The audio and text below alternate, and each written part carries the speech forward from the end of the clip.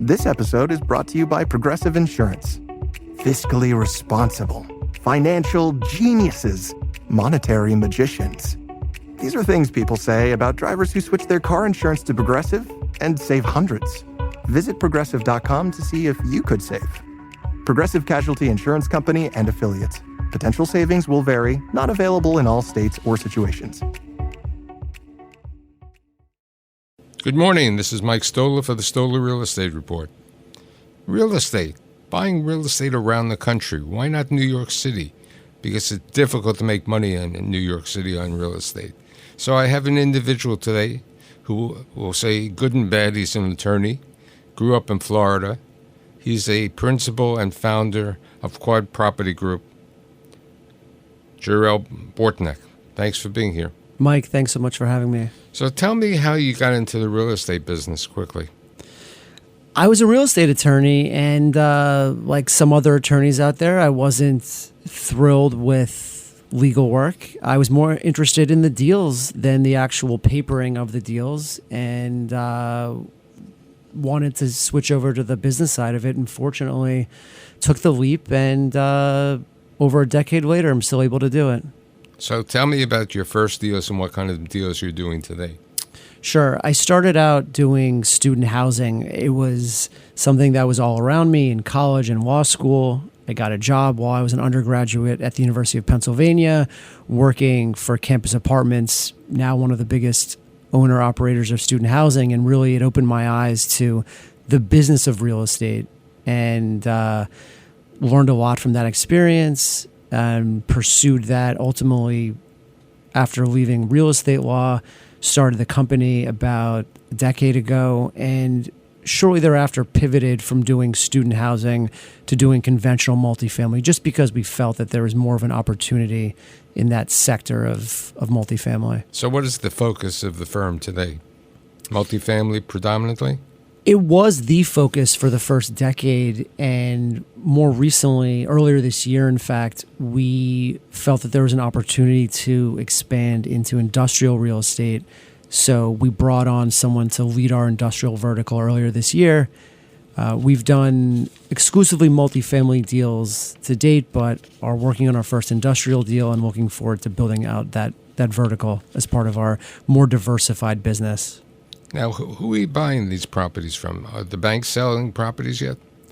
It's an interesting question, and if you had asked me that question a month ago, I would say in very rare cases, very little distress was truly coming to market.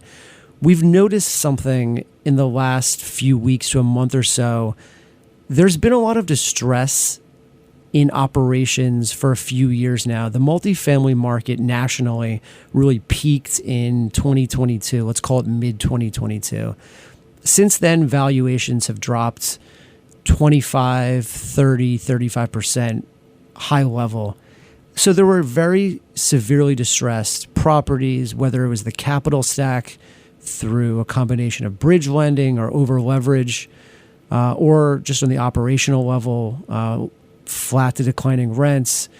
But that distress was not coming to market. By and large, lenders have been very accommodating with borrowers for the last few years, despite deteriorating fundamentals and distressed loans.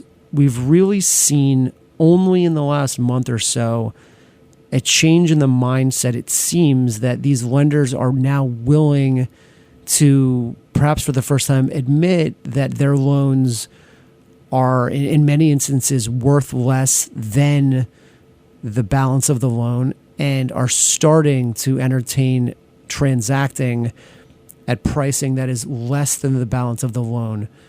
Until very recently, that was extremely rare, and we're seeing a bit of a pickup there. So whether that's a trend or not, we'll see, but we think there's reason for optimism that a lot of these troubled deals will finally be able to transact due to lenders forcing the issue, which they had not been doing. Where is the financing availability on multifamily today? Fortunately, in multifamily, you have the agencies, Fannie Mae and Freddie Mac, that are very, very active. They're the biggest player in the space without a doubt. And you also have a lot of debt funds You have CMBS, Lifecos, but if it's stabilized multifamily, the agencies are the biggest player. But there's lots of other groups that are out there trying to put out multifamily debt. Okay, what about retail? Retail is doing well. Retail's doing great. We think that may be an area to expand into in the future. Certainly, people kind of left retail for dead a handful of years ago. COVID was incredibly destructive, but it's bounced back in a tremendous way. And a lot of groups that had gotten out of retail are looking back at retail again. And we think it's a great asset class going forward. A lot of good things to be said about retail. What about the hospitality business? It's bifurcated. I think that you have the leisure properties that have done tremendously well. And I'll preface it by saying I'm far from an expert on hospitality, but from what we've seen, leisure properties have done incredibly well over the last handful of years. Coming out of COVID, people really had a pent-up demand to travel well. It's the business side of travel that I think has suffered. You've seen it with a lot of business-oriented hotels or business-oriented destinations that have not kept pace with the leisure destinations. So where do you see the opportunities for your firm to grow in the future over the next 5 years or 10 years? Ultimately, we think that we'll have two main areas of focus while being open to additional asset classes. But the two main areas of focus will remain multifamily, which has been our bread and butter.